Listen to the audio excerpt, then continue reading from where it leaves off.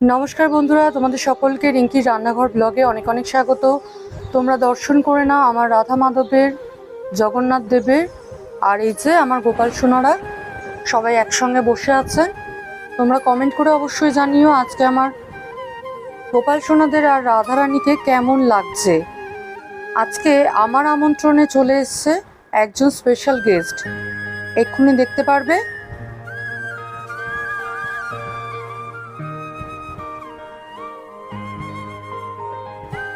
দেখো কে চলে এসছে, তোমাদের সকলের প্রিয় হাসি খুশি বোন।